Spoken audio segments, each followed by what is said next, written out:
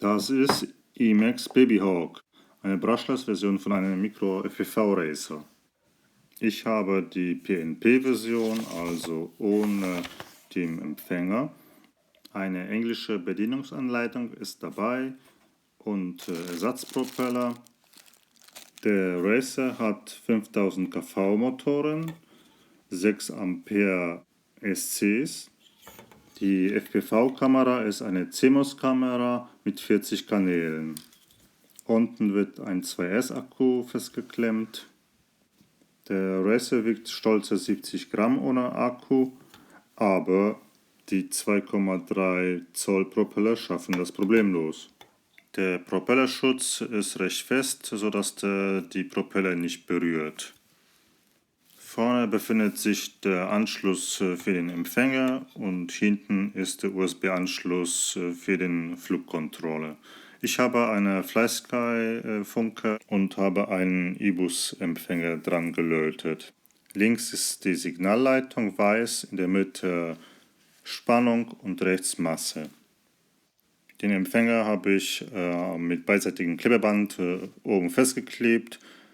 Man muss aufpassen, dass nichts an die Propeller drankommt.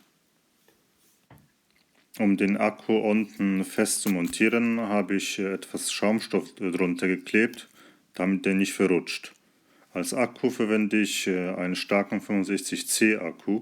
In der Drohne ist ein F3 Flugcontroller verbaut, der eigentlich Spannung überwachen kann, aber es ist leider kein Piepser eingebaut. Den kann man aber selber nachrüsten. Den Kanal der FPV-Kamera kann man oben über den Knopfdruck ändern. Auf den linken Schalter habe ich das Einschalten der Motoren gelegt. Und auf den rechten Dreifachschalter sind die 3 Modus für den stabilen Flug, den Horizon und den Acro 3D-Modus. Und die Drohne macht richtig Spaß. Sie hat richtig Kraft, um nach oben zu fliegen. Man muss richtig aufpassen, dass man nicht zu viel Gas gibt. Und sie fliegt sich im stabilen Modus wunderbar in der Wohnung. Also ich finde die Drohne perfekt. Also sie lässt sich super gut fliegen. Ist auch sehr schnell. Reaktion auch top. Die Propellerschutz ist auch sehr gut. Ich bin mehrmals gegen die Wand geflogen. Es ist nichts passiert. Und die Flips im Horizon-Modus klappen auch wunderbar top. Die FPV-Kamera finde ich auch sehr gut. Das Bild sieht super aus, egal bei welchem Licht.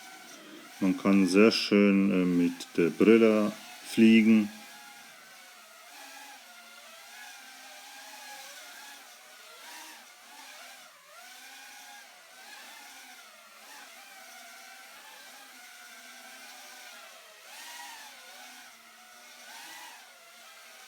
Ja, und jetzt testen wir den Mini Racer draußen. Und es macht Hölle Spaß.